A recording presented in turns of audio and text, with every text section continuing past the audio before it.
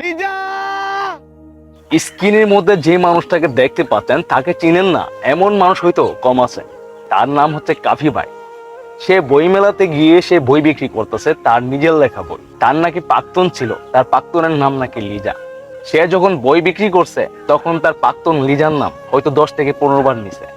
ভাই, তুই যদি একটা মানুষকে ভালোবাসস তাহলে কখনোই চাইবি না যে তোর ভালোবাসার মানুষটার ক্ষতি হোক।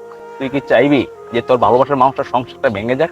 তোমার প্রাক্তন লিজার যে বিয়ে হয়ে গেছে, তার হয়তো এখন 2 থেকে 3টা বাচ্চাও থাকতে পারে। এই সময় এসে যদি তোমার প্রাক্তনের হাজবেন্ড জানতে পারে যে লিজার একজন বয়ফ্রেন্ড ছিল, নাম হচ্ছে কাফি, তাহলে তার সম্পর্কের অবনতি হতে পারে, তার সম্পর্কটা ভেঙে যেতে পারে। একটা মানুষকে ভালোবেসেছিলে, সেই মানুষের সাথে তোমার সম্পর্কটা ভেঙে গেছে, তাকে তুমি পাও নাই, সেটা মনের মধ্যে রাখতে পারো। কারণ তুমি একজন ভাইরাল পারসন, তুমি যা বলবা তাই ভাইরাল হবে। ভাইরাল যখন হবে তখন ওই মেয়েটার সংসারে অশান্তি আসবে। তুমি যে 14-15 বার এই লিজার নাম নিচ্ছ, সেই ভিডিওগুলো যখন ভাইরাল হয়ে গেছে তখন মানুষ তোমাকে নিয়ে সমালোচনা শুরু করলো। আর তুমি বললে যে তোমার সমালোচনা ভালো লাগে না। তুমি কিন্তু মানুষকে সমালোচনা করে আজকে কাফি হইছো।